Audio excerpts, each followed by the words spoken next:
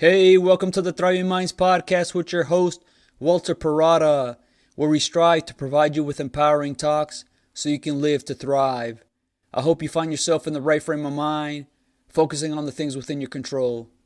All right, so today's episode is defining eating well. So, one of the better ways to improve how you feel is what you choose to eat. And how you feel is all relative to what you're aiming for. So when you don't reach how you want to feel, there's a tendency to experience disappointment. For most of us, we all want to feel good about ourselves, and when we don't, it can feel unsettling. Keep in mind that feeling good can come in many different ways, and the longevity or the duration of it is going to differ. So the things that make you feel good right now may not make you feel good later on. And the things that don't make you feel good right now can later make you feel better later on. If we think about many tasty foods such as French fries, potato chips, deep dish pizza, or ice cream, these foods can instantly make us feel good. The richness in fat and oil combined with the salt or the sugar makes it just so savory. It can make us very comfortable and almost in a state of bliss where our worries and troubles are forgotten about for a little while. These foods are great to enjoy in moderation, but when they're eaten in excess, it can have a lagging effect that makes one lethargic and unmotivated, that want to just lounge around and do nothing, really just compounds feeling guilty. What's helpful to manage yourself from relying on these types of foods is to balance it out with other foods that are filling and tasty in their own way, enjoying things in moderation. Sometimes there's a thinking that you're either eating healthy or you're not, and there's no room for in between. That if you have a cheeseburger, yet you're eating highly nutritious food for 6 straight days, it somehow means you're not living healthy or not feeling well. Instead of seeing things on a day-to-day or moment-to-moment basis, we can focus more on the big picture or the sum of your choices, knowing that you can eat well for those several days and then indulge in those high fatty foods or sugary foods. So one thing that's going to be really helpful is defining what eating well means to you. Most of us want to live a healthy lifestyle, but life gets in the way. There's so many things to do, and the convenience factor of all the foods that are available makes us gravitate towards it. Fast foods can be served in a matter of minutes, or all those processed foods can be thrown in the microwave or in the oven and also be ready in a few minutes, as opposed to 20 minutes or maybe even an hour when you're having to prepare meals for yourself. It's just like exercising. It takes time away from all the work that needs to get done, but when you're committed to it, it becomes a lot more manageable where you've incorporated consistently. And eating well is the same concept. So to eat well, first define what that means to you. It's going to be different for every person because they have different goals that they're aiming for. If you just look at a physically demanding job such as a roofer, their calorie intake needs are going to be a lot higher than a financial planner.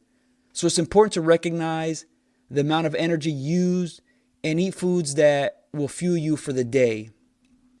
A roofer is moving a lot, climbing ladders, carrying materials, ripping things off the roof and putting things on, being on their hands and knees laying down roofing material, whereas a financial planner is mostly sitting down throughout the day. So eating well for a financial planner is probably not going to fit what a roofer needs. But the concept is still the same. It's the right nutrition needed to fuel the body and the mind. Essentially, it's about being efficient with the foods that you put in your body. Just like wanting to use your time wisely instead of feeling like it was wasted.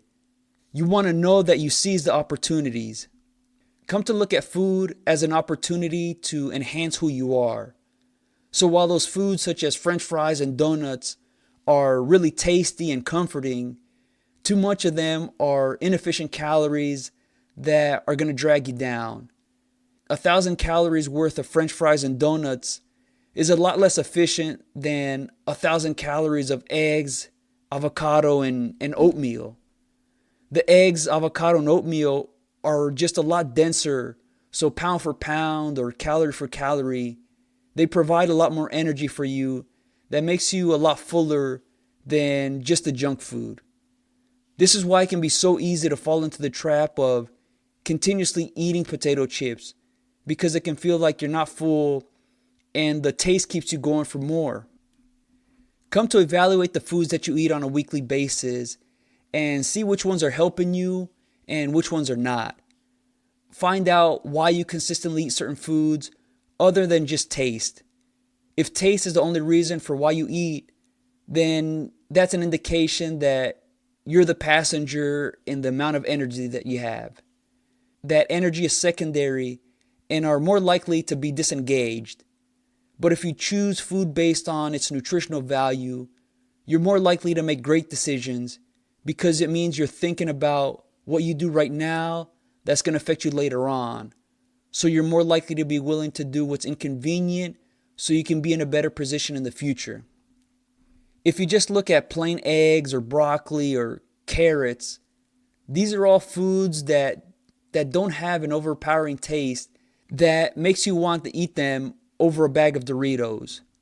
I would much rather eat a bag of Doritos than just having broccoli, but I come to understand that binging on Doritos is not going to be filling and it's going to make me overeat, not wanting to do much after that. So it's going to compromise my health in the long term. But when I choose to eat broccoli instead of that bag of Doritos, it's with the intention of me bettering myself as opposed to just wanting to feel good right now. And once you're able to evaluate what you eat, then you can start to modify what you choose to consume to bring out the great things about you. Maybe you realize that there's a high amount of salt that you're consuming, and salt is needed in the right amount because it's a vital element needed to support our overall health. But maybe eliminating salt on your eggs or reducing the amount of chips that are eaten.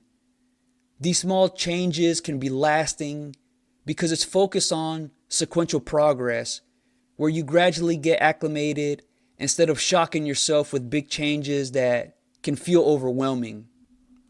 I remember when I started putting on weight as I started working full time. I think I gained close to 19 pounds over like a 7-month period. And I've always tried to eat healthy, but things were slipping away from me at the time. Food was a place of comfort that eased some of the headaches from work, and it really was affecting my overall mood for the worse. So I made a few changes. I stopped putting salt on my eggs as I was getting enough salt from all the other foods that I was eating. And I started drinking my coffee straight black, no sugar. And yeah, while in the beginning it wasn't too enjoyable, I understood that it's going to help me lose weight and it's also going to make me feel better. I can still indulge in many of the things that I've always enjoyed, like French fries and potato chips and donuts, but I would eat a lot less of it because I was already getting acclimated to less salty and sugary taste and more of just enjoying the flavors of what I was eating. And eggs for me plain actually have a distinct flavor that I now enjoy. What really helped me wean off from the foods that were not the best for me was that I actually would allow myself to only have those high fatty foods on the weekend. This improved my discipline and it gave me something to look forward to, and it felt rewarding avoiding those foods and later having them. Eventually I got down to once a week enjoying it. So if you're looking to move away from certain foods that are bringing you down, start off by avoiding them every other day, and then increase it to every 2 days, 3, 4, and so on until you find the right fit.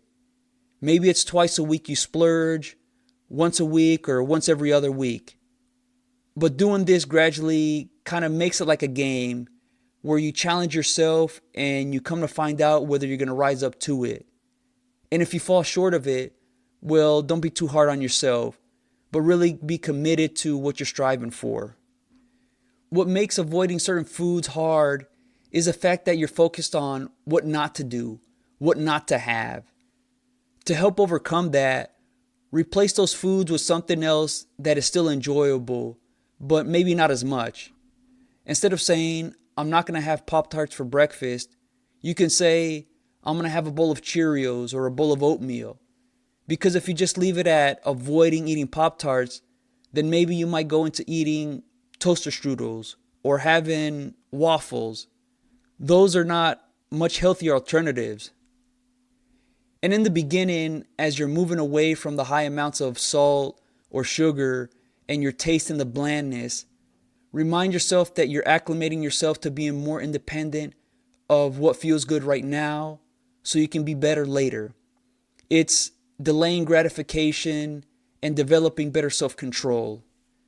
It's going to be helpful to actually have a meal plan for each day where you say, for breakfast, I'm going to have 2 eggs, 2 slices of turkey bacon, and a bowl of strawberries.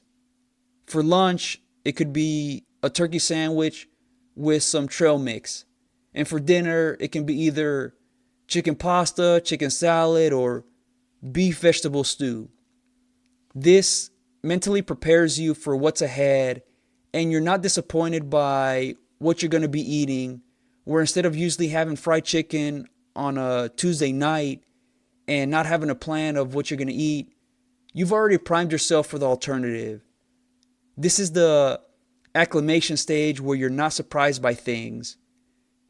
When you're surprisingly disappointed, emotionally there's a letdown where things can linger and fester, and there's a tendency to just dwell. But when you know what to expect, you've already emotionally worked your way through it, and you're more inclined to get over it, handling things a lot better. Another great tactic to incorporate in eating well is having well-portioned meals and eating slower. You can do things like using a smaller plate to reduce the portion size, and you can eat to the plate. The bigger the plate, the more chance of covering it up completely. So a smaller plate, you'll still fill it up, but with less obligation to eat more. And if you want more, go for seconds. This kind of gives the illusion that you'll be full because the plate is. If the plate has empty space, it can trick you into thinking that you're not full yet. As a good reference, your hand size is a good indication of the portions you need to right-size your plate. Drinking 17 ounces of water 30 minutes before eating is going to help to curb your hunger. Studies have shown that doing so can reduce calorie intake by 13%. Aim to stop eating just before you're full, and this is going to take a little bit of time to get used to. Generally, we all tend to eat until we're full, and we'll eat past that as there's a lag from your stomach that tells the brain when it's full. Usually that's about 30 minutes. So if you have a big meal that is 2,000 calories and you eat it in 12 minutes, you're not going to feel full.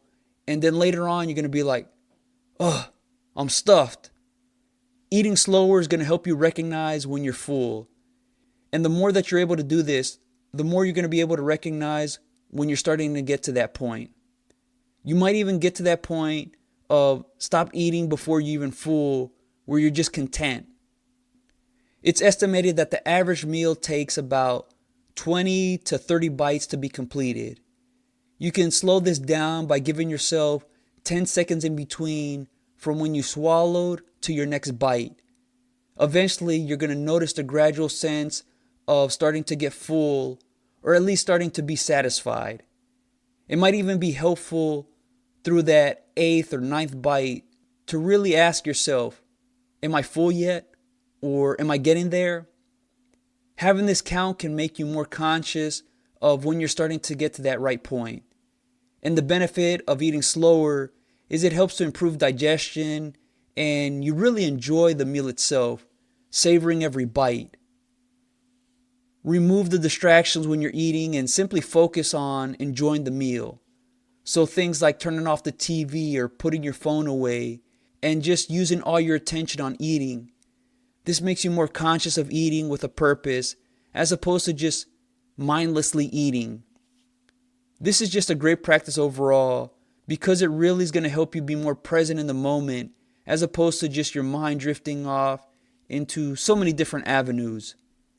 This tactic is really going to be useful in maintaining and even losing weight if that's something that you're aiming for.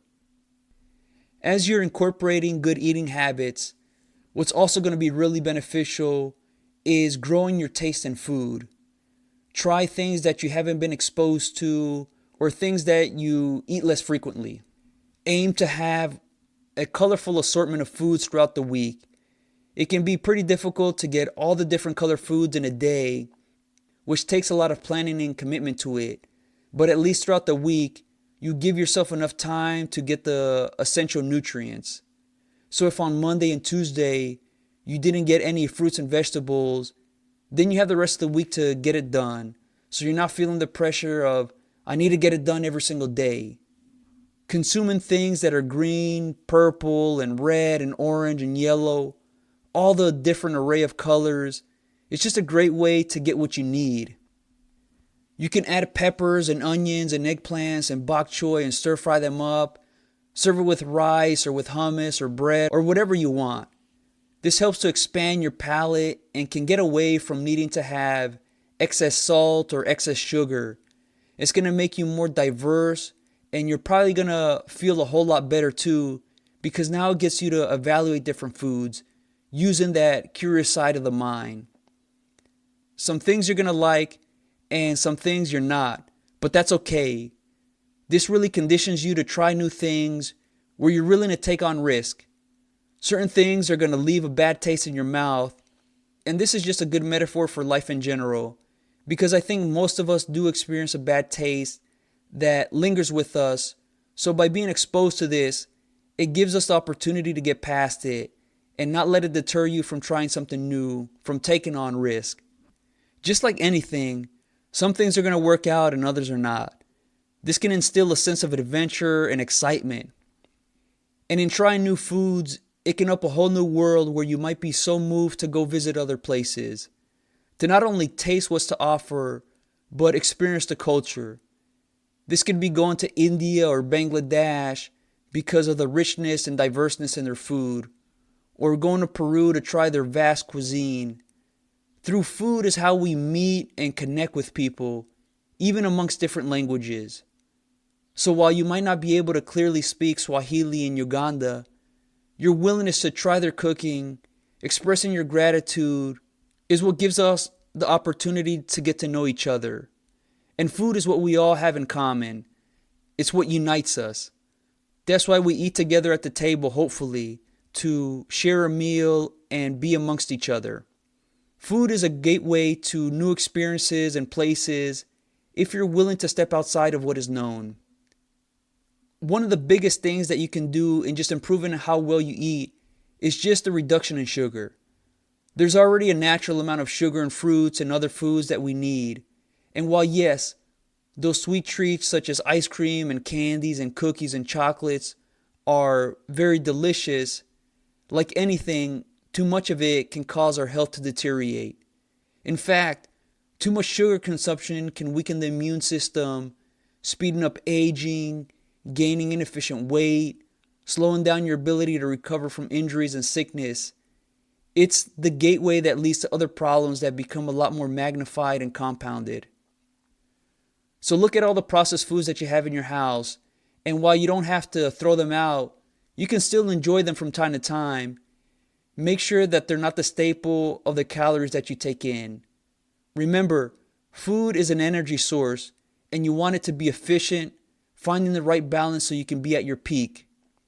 For me, sweets are something that I actively monitor because at times I can get carried away, maybe eating 6 or 7 cookies at a time. For some, this might seem like a lot. For others, it might not seem like much, but I know for sure being conscious of that allows me to better manage myself to not get so far in excess. Too many consecutive days of me eating lots of sweet treats makes me back off just to get my health in order. And if I have them in back-to-back weeks, for sure I'll take a big break from it, severely reducing the amount of sugar intake. It's just prudent health management to prevent certain issues from occurring. So if you find yourself struggling with sugar, know that it's a common thing that's faced, but you can work to manage it, just like in anything. Work to wean yourself off gradually. That way it becomes less difficult to control. Read the nutritional facts to make good eating choices for you. I'm not here to tell you how much you should or you shouldn't consume or what to consume, but just be aware of what's right for you. There's lots of information by medical and health organizations that can provide specifics for you, so make sure to use that to your advantage. One of the biggest culprits is sugar in drinks, whether it's in soda or juices, so make sure to consume them in moderate amount, if at all. Replace it with water as much as possible. Yes, it's going to feel bland and unappealing at first, but eventually you're going to get used to it. Food is a pivotal piece in how well we are, both mentally and physically. If you want to feel better about yourself, start with the foods that you eat because they're your energy source. Simply what tastes good right now and is comforting may not be what's good for you in the long run. So come to evaluate what you're willing to put in your body. Be willing to say no to that donut and say yes to the broccoli on a consistent basis. Eating well doesn't have to be an all or nothing lifestyle. It's not because you have lots of fruits and vegetables 5 days out of the week, and then 2 days out of the week you let yourself break free from that. There's nothing wrong with it. It's not just about living a long life, but living a well and fulfilling life. A long life doesn't mean that it's a good life, and a short one doesn't mean it's a bad one. What's so great about having a balanced diet is that it really allows you to enjoy the different foods that are available. We all have our favorite foods, but can you imagine if we had that every day? Eventually we would get sick of it because it would lose its luster and the anticipation of it.